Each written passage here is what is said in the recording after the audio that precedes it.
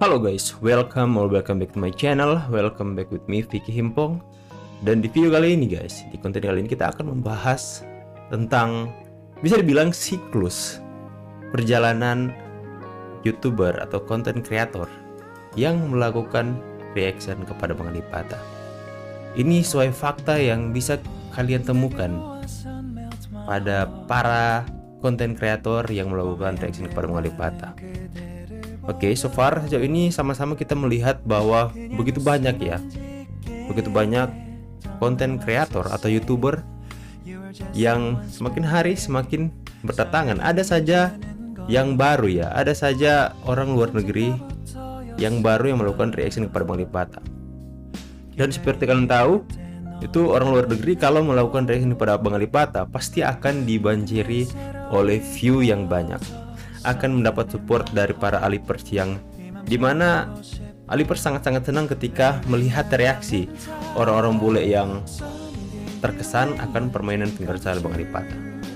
Oke, kita garis bawahi dulu soal dimana pasti bule untuk melakukan reaction kepada Bang Ali Patah akan mendapatkan view dan subscriber yang banyak. Sekarang kita akan bicara soal siklusnya. Nah, dalam satu bulan pertama, bule yang melakukan reaction kepada Bang Ali Patah dan mendapatkan attention dari para Alipers, pasti ia akan kebanjiran dengan view, jam tayang yang banyak, penayangan yang banyak, subscriber yang banyak. Dalam satu bulan pertama, dia akan bisa menghasilkan keuntungan dari reaction tersebut, baik itu dia mendapatkan penayangan, mendapatkan subscriber, dan juga mendapatkan ads. Mendapatkan ads yang dibilang lumayan banyak dari penayangan yang banyak. Satu bulan pertama, dan itu bukan hal yang salah, bahkan juga itu adalah suatu keuntungan bagi Bang Ali Patah, di mana di negara bule tersebut dia secara langsung memberikan keuntungan juga Bang Ali Patah dengan cara dia mempromosikan Bang Ali Patah dengan membuat konten tentang permainan fingerstyle Bang Ali Patah, simbiosis mutualisme. Bulan kedua dia tetap melakukan reaction kepada Bang Ali Patah karena mungkin mendapatkan penayangan yang banyak, jadi dia sangat rajin membuat hari per hari. Jadi dia mengambil video-video Bang Ali Patah yang lama, jadi tidak terkena copyright dengan banyak bahasan. Dan dia bisa menghasilkan banyak ads dari situ. Masuk ke 3 bulan, itu adalah masa-masa di mana konten kreator tersebut sudah mulai kehilangan kreativitas, mungkin sudah mulai kesulitan untuk menemukan ide. Karena alasannya kenapa? Karena otomatis di 3 bulan pertama dia motivasinya itu, ya kita tidak bisa pungkiri ya, untuk melakukan reaction pada Bang Ali Patah motivasinya itu mendapatkan tayangan, bukan hanya sekedar tayangan. Jika sudah masuk 3 bulan ya guys ya, bukan hanya sekedar tayangan, tapi sudah berfokus atau termotivasi kepada penghasilan yang didapat. Situ kita tanda kutipkan penghasilan yang didapat. Di 3 bulan pertama dia sudah akan pusing untuk mencari lagu apa lagi yang harus dia reaction. Sedangkan jika dia rajin dalam 3 bulan pertama itu, pastinya semua lagu-lagu Bang Ali Patah sudah dia reaction. Dan mungkin masih ada masih ada saran-saran dari para Alipers untuk mereaksi video yang sudah tidak ada di channelnya Bang Ali Patah. Jadi dia masih mendapatkan konten. Tapi masuk 4 bulan, jika boleh itu atau konten kreator itu tidak kreatif, maka dia akan bingung mau buat konten apa lagi tentang Ali Patah. Sedangkan jika dia berpikir, tahan di situ dulu. Nah, ketika Bang Ali Patah mau upload video baru, untuk yang sekarang ya, mau upload video baru yang sudah kerjasama dengan Blade Music atau distribusi digital atau publisher, dan dia melakukan reaction, dia akan kaget dengan sama sekali dia tidak bisa memonetisasi reaction yang dia buat di coveran terbaru Bang Alibata. Dan otomatis dia sudah tidak mendapatkan keuntungan dalam monetisasi ya. Tapi kalau keuntungan viewer atau subscriber dia masih mendapatkan itu. Tapi sudah berbicara di 4 bulan pertama, otomatis dia sudah mendapatkan viewer dan subscriber yang banyak. Dan ketika dia tidak mendapatkan keuntungan di AdSense, yang dimana itu sudah menjadi motivasi, karena dia sudah menikmati 2-3 bulan pertama ads yang gila-gilaan dan penilaian yang gila-gilaan gitu juga guys ya. Apalagi di luar negeri tinggi sekali loh adsnya. Nah, ketika dia sudah tidak mendapatkan keuntungan di lagu Bang Alibata yang baru, maka dia akan merasa rugi guys ya, untuk capek-capek melakukan itu dan tidak mendapatkan AdSense, yang dimana itu adalah motivasi utamanya. Semua kita mempunyai motivasi yang sama sebenarnya. Kopi dulu ya, supaya lebih encer.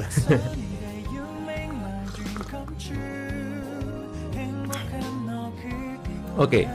Nah, ketika dia sudah tidak merasa, ketika dia sudah merasa tidak mendapatkan keuntungan dari reaction tersebut, maka secara perlahan-lahan dia akan berpikir apalagi yang akan dia bahas. Dia mau bahas sesuatu tentang Alibata, dia tidak terlalu mengerti atau mengenal kultur atau gaya hidup dari Bang Alibata. Jadi dia hanya mengandalkan reaction.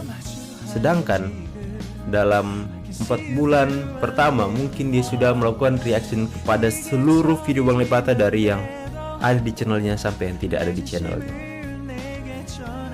Oke, akhirnya konten creator tersebut kehilangan arah dan mulai berpikir konten apa yang akan aku lakukan. Makanya di 5 bulan itu dia sudah jarang memposting video reaction kepada Bang Alibata. Itu fakta yang bisa kalian temukan di para konten creator ya. Itu fakta. Nah, setelah itu akhirnya tiba-tiba mereka menghilang dari peredaran. Seperti itu siklus yang terjadi.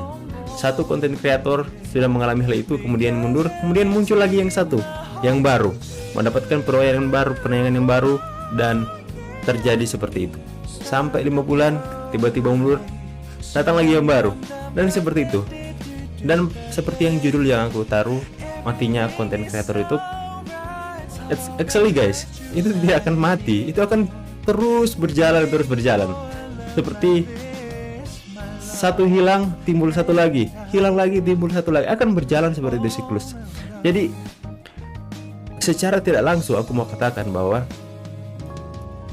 orang-orang yang melakukan reaction kepada Bang Alibata dari luar negeri sana tidak akan pernah mati, akan terus berjalan, keep going, akan terus ada, akan terus hadir lagi musisi-musisi yang baru yang melakukan reaction kepada Bang Alibata.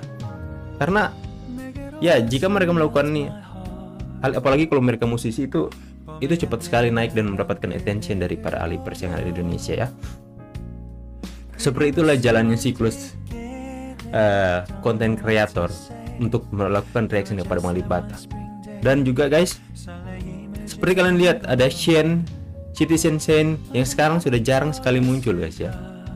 Dia, aku nggak tahu mau berpikir konten apa lagi.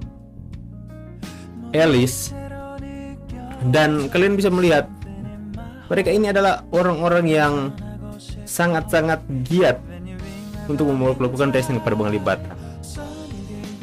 Oke, dan kita akan bicara soal Alice Lamar ya. Kita sama-sama tahu bahwa dia menghapus konten yang ada di channelnya ya, channel the main channel. Dia menghapus konten Alibata. Dan ada salah satu subscriber, kita melakukan komunikasi di Instagram via DM. Namanya Mas Luki ya. Dia bertanya tentang pandangan aku kepada Alice Lamar ketika dia menghapus konten Alibata di channelnya. Dan itu sebenarnya aku memberikan pandangan seperti ini guys, dimana aku memberikan pandangan kepada Mas Luki. Mas, dia sudah tidak mendapatkan keuntungan dari video reaction Bang Alibata di channel utamanya, dan mungkin saja dia akan membuat channel baru, channel kedua, dan semua video yang dihapus itu akan diupload di situ, dan otomatis itu akan mendapatkan keuntungan lagi. Dan alasan kenapa dia menghapus di channel utamanya, karena jika dia mengupload, guys, di sini hujan ya. Karena jika dia mengupload di channelnya yang baru, itu akan kena, sistem akan membaca konten berulang, konten yang diupload ulang atau re-upload. Sekalipun itu yang buat dia sendiri, tapi sistem akan membaca re-upload. Makanya dia menghapus konten Alif Ba Ta di channel utamanya, dan perlahan-lahan aku katakan kepada Mas Lucky, dia akan mengupload di channel yang baru, dan kemudian itu akan mendapatkan viewer, dia akan mendapatkan subscriber lagi di channel yang baru, dan itu akan mendapatkan keuntungan lagi dari ads di channelnya yang baru. Itu nggak salah guys. Sebenarnya kalau melihat itu kreatif ya. Dimana ya, jadi dia menjadikan, jadi di channel yang baru itu seperti dia mempunyai, misalnya ada 100 ini, dia melakukan reaction pada Alif Ba Ta, dia mempunyai 100 konten yang sudah sedia untuk diupload setiap hari untuk mendapatkan penayangan dan ads di situ. Itu seperti dia baru pertama kali melakukan reaction pada Alif Ba Ta. Yes. Jadi dia download semua konten di channelnya yang utama, dia simpan dulu file-filenya, kemudian dihapus, dia buat channel baru, dia upload satu-satu di situ, mendapatkan penayangan lagi, subscriber lagi. Jadi 2 channel, dan 2 channel 1 AdSense, itu gila hasilnya. Itu dibilang ya seperti itu. Dia lakukan itu adalah haknya, kita tidak bisa melarang.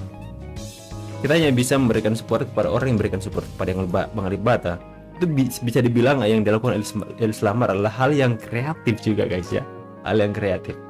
Kopi dulu.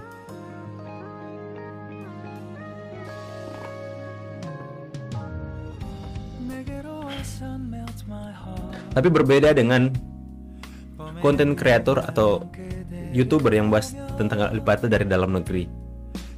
Aku salah satunya itu mempunyai banyak bahan karena kita mengerti kultur, mengerti bahasa Indonesia untuk menyampaikan pada Bang Alif Ba Ta. Jadi orang-orang Indonesia tidak terbatas dengan hal seperti itu ya. Beda dengan orang bule karena mereka tidak mengerti bahasa kita, tidak mengerti kultur dan budaya kita. Seperti kalian bisa memberikan contoh kepada Bang Mon Prank, dia tuh tidak akan pernah kehabisan ide untuk mempromosikan Bang Alif Ba Ta ya. Tidak bergantung pada lagu-lagu dulu atau sekarang. Jadi kita bisa mengambil contoh kepada Bang Mon Prank, Luli Kania, dan berbagai macam konten kreator yang membahas tentang Alif Ba Ta yang di Indonesia. Mereka tidak akan pernah kehabisan ide untuk ya membahas soal Alif Ba Ta dan kreativitasnya. Kita orang Indonesia tidak akan pernah terbatas dengan hal-hal itu guys ya. Jadi kalau mau dibilang sekali lagi, matinya para konten kreator yang membahas Alif Ba Ta dari luar negeri itu tidak akan mati guys. Itu kan mati satu tumbuh satu lagi, bukan tumbuh 1000 ya. Itu istilah doang. Jadi yang satu hilang pasti yang satu akan datang. Oke, yang satu ramai kemudian masuk 5 bulan mulai habis bahan, dia mulai mundur. Setelah mendapat keuntungan subscriber dia mundur, kemudian satu lagi datang. Seperti itulah siklusnya, akan silih berganti datang. Kalian akan temukan fakta seperti itu jika kalian mengikuti perkembangan reaction bule-bule di YouTube ya guys.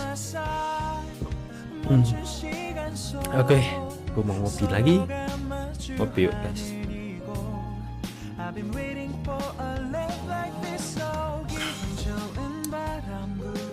Jadi hal-hal seperti itu sangat-sangat menarik ya untuk para Alipers untuk melihat reaction dari orang-orang bule. Makanya buat teman-teman yang mungkin merasa wah aku nggak akan bakalan lihat lagi ini orang-orang bule yang akan melakukan reaction pada Alif Ba Ta, tenang, kalian akan tetap melihat yang selalu muncul di beranda kalian ya. Yang baru yang akan melakukan reaction pada Bang Alif Ba Ta. Oke guys, semoga informasi ini bisa memberikan sedikit pengetahuan tentang siklus kehidupannya di YouTube ya, seperti itulah. Dan aku berharap kalian semua berada dalam keadaan yang sehat-sehat semua. Berharap juga kalian terhindar dari segala macam mara bahaya dan bencana. Tetap spread love, tebarkan kasih pada sama. Apapun yang kita kerjakan senantiasa biarlah itu selalu membawa manfaat kepada orang lain. Dan jika teman-teman mau rekomendasi saran apapun yang kedepannya kita akan bahas, silakan tulis di kolom komentar, tanya-tanya apa saja. Dan jika aku pikir itu menarik untuk dibahas dan diangkat, aku akan bahas. So, thank you so much for watching. I hope you enjoy. Saya Fikung pamit. See you guys on the next video dan God bless. Bye.